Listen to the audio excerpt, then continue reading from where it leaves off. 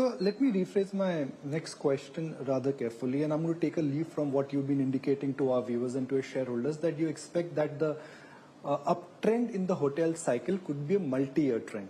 So if I say for next 3 to 4 years or 4 to 5 years, the occupancy rate could be in double digit, the room additional rate hike could be in double digit, but the capacity addition would be in single digit. Will that be a fair assessment? I think you have very carefully articulated that, to use your words.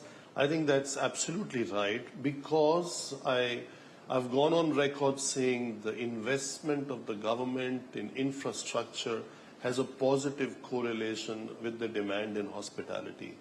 Be it roads, be it high-speed trains, be it 80 new airports, all these new demand generators, when they come in the market, they'll fuel growth in supply, but in new markets. Whereas the old, robust top 10 markets will see not that much increase in supply. At the same time, among the old, robust markets, your number one market is Mumbai. Number two is Delhi or Goa. But look at what has happened in Delhi with the addition of Bharat Mandapam in Pragati Maidan, with the addition of Yashobhumi in Dwarka, with the addition of Jio in Mumbai. Whenever any event happens, let's forget G20, that was like, let's say, a one-off.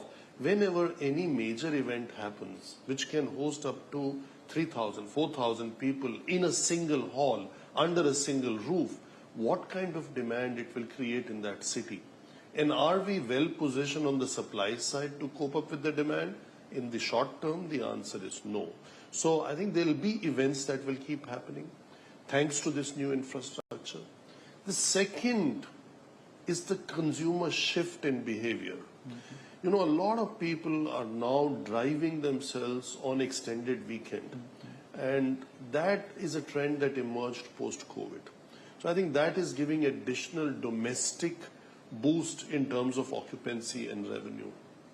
The third very important factor is that our GDP growth is at 6.5. And with a bit of luck, if it could go higher, that would create higher per capita income, which would increase the discretionary spend, which will obviously go to the restaurants and hospitality or airline sector. And we hope to be, or other luxury good items. But we are a part of that beneficiary group. And all the gurus and the pundits, they say that India is expected to grow the fastest till 2030 for sure, or maybe for several decades to come. So I think that has a direct correlation with average rates, with hospitality rates, occupancies, etc. And I think for the first time, it took 70, 75 years. There was a little period of 2004 to 7 where hospitality was in a good space, but now since last 6 quarters and for several quarters to come, I think the hospitality sector stands in a very good space, and we being the largest in India in this space should benefit the most. So 2-3 years, the cycle is looking good and great. That would be a message to our viewers. No, longer. This is not a 2-3 years. We are already 1.5 years in the cycle, but because of the demand and supply situation, I think this is going to be longer, as during COVID, not many new hotels went under construction. Whatever has happened post-COVID or is happening is the completion of what had already commenced. And I think there is a new order that will come in terms of supply, in terms of consolidation, you know, which keeps happening. Is not anything new. It keeps happening all across the globe. It will also happen in India.